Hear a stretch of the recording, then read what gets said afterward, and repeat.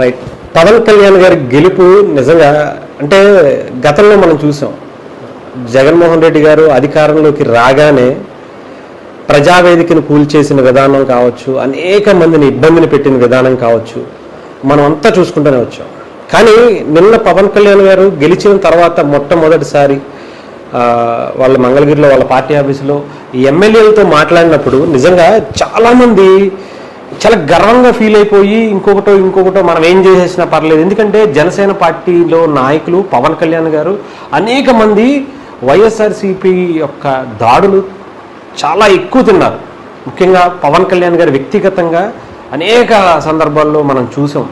ఆయన భార్యని, పిల్లల్ని, తల్లిని, అందరినీ, ముఖ్యంగా ఆయన్ని వ్యక్తిగతంగా చెప్పాలంటే ఆయన ప్యాకేజీ స్టార్ అను ఇంకొకటను అసలు ఏమేమో మనం చూసాం, విన్నాం కూడా. వీటికి చాలా ఎక్కువగా రియాక్ట్ అయిపోతారు. ఇంకేముంది, గబ్బర్ సింగ్ ట్రీట్మెంట్ ఉండిపోద్ది పవన్ కళ్యాణ్ గారి దగ్గర నుంచి అనుకున్నాం. కానీ నిజంగా పవన్ కళ్యాణ్ గారు నిన్న మాట్లాడుతుంటే అబ్బా ఏంటి ఇలాంటి నాయకుడిని అంటే మనం ఇన్ని సంవత్సరాలు కోల్పోయామా అనుకునే విధంగా ప్రజలు తప్పు చేసామనే బాధపడే విధంగా ఈసారి ఆయన తీర్పు కూడా నిజంగా ఇచ్చారు.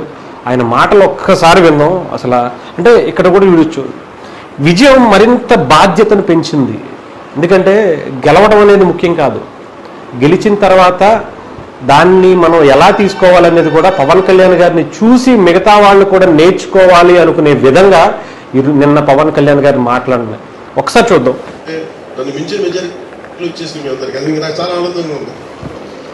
చూసారు ఎవరన్నా అంటే పవన్ కళ్యాణ్ గారు కూడా నాకన్నా ఎక్కువ మెజారిటీ మీకు వచ్చిందని చాలా మంది ద్వేషిస్తారో ఇంకోటి వస్తుంది అనుకుంటారు. కానీ ఆయన పార్టీలో నిజంగా ఆయన ద్వారా గెలిచినటువంటి వ్యక్తులు విజయాన్ని ఆయన ఎంత ఆస్వాదిస్తున్నారు చూడండి. అంటే అంత కల్మషం లేని నవ్వు ఆయన దగ్గర చూడొచ్చు. అంటే దీని వెనక మనం చూడాల్సిందే చాలా బాధ్యత. నేను ఆనందం చూడట్లేదు. వేసిన ప్రతి ఓటు వెనక నాకు ఇలా కనిపిస్తుంది, ఓటు వేసాను జాగ్రత్త, ఈ భయం ఉంది నాకు లోపల. సో మనం ఈ ఉత్సాహాన్ని మీరు బాధ్యత కూడా తీసుకున్నారు. వంశీకృష్ణ యాదవ్ గారు మెజారిటీలు చూసినా, రమేష్ గారు మెజారిటీలు చూసినా, ఒక్కరు మెజారిటీలు చూస్తుంటే వాహ్ అనిపించింది. అంటే ఇది కేవలం పవన్ కళ్యాణ్ ఒకటికి జరగలేదు. అది పాయింట్. అంటే ప్రజలు ఎంత బలమైన మార్పు కోరుకుంటున్నారు అన్నదే దీని వెనుక మనం చూడాల్సింది.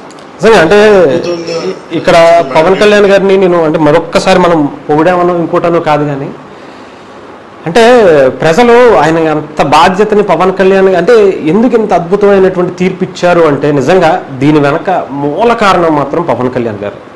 ఎవరు ఏమనుకున్నా కానీ నిజంగానే చంద్రబాబు గారు కూడా ఒక మెయిన్ అసెట్, ఒక అద్భుతమైనటువంటి రాజకీయ పరిజ్ఞానం ఉండి అనుభవం ఉన్నటువంటి వ్యక్తి కాదంటలేదు. కానీ వీళ్ళందరినీ కలిపి అక్కడ అటుపక్క మోదీ గారిని, ఆయన లాంటి ఒక అద్భుతమైనటువంటి వ్యక్తిని ఆంధ్రప్రదేశ్లో ఈసారి కలిసి పనిచేద్దాం, ముఖ్యంగా ప్రజల కోసం ఆయన తగ్గి ఎన్నో సందర్భాల్లో చెప్పారు.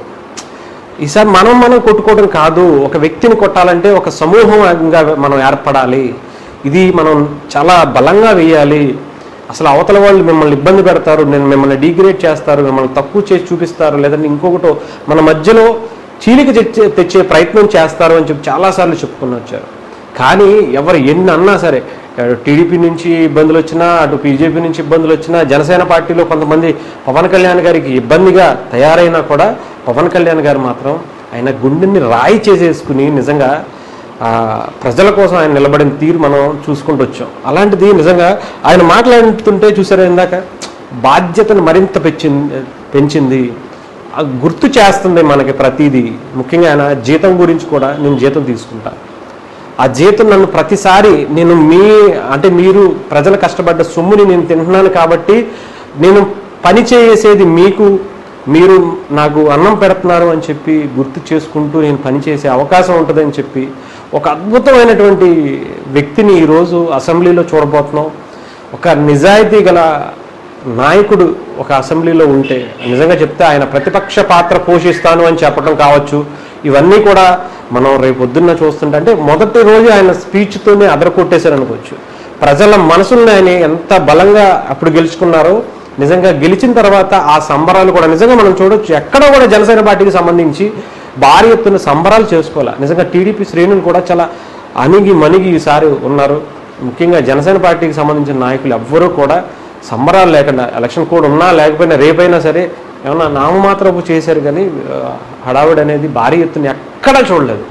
అంత తక్కువ స్థాయిలో, అంత భారీ విజయాన్ని అందుకున్నా కూడా చాలా తక్కువగా జాగ్రత్తగా ప్రజల కోసం పనిచేయాలని పదే పదే గుర్తు చేసుకుంటూ చాలా అద్భుతమైనటువంటి ప్రసంగాన్ని ఇచ్చారు. నిజంగా ఎలాంటి స్పీచ్ మనం చాలా చూసాం పవన్ కళ్యాణ్ గారి దగ్గర. ఇది మాత్రం అసలు ఒక రాజకీయాలను నేర్చుకోవాలనుకునే ప్రతి ఒక్కడికి ఇది ఒక గుణపాఠం కావాలి.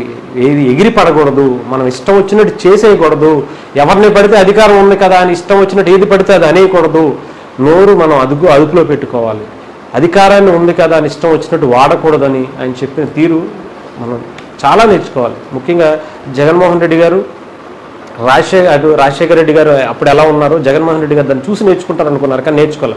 కానీ కనీసం పవన్ కళ్యాణ్ గారిని అయినా చూసి నేర్చుకోండి. నిజంగా పవన్ కళ్యాణ్ గారు మనం చాలాసార్లు చూసాం. జగన్మోహన్ రెడ్డి గారు ఆయన పేరు కానీ, జనసేన పేరు కానీ తీయటానికి కూడా అసలు ఇష్టపడేవాళ్ళు కాదు.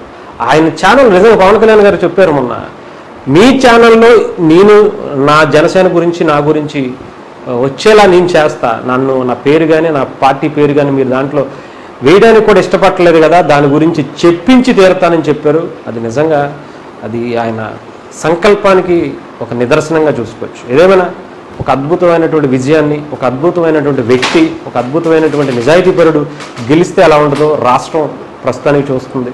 రేపొద్దున్న ఆయన చేసేటువంటి అద్భుతాలు కూడా చూద్దాం.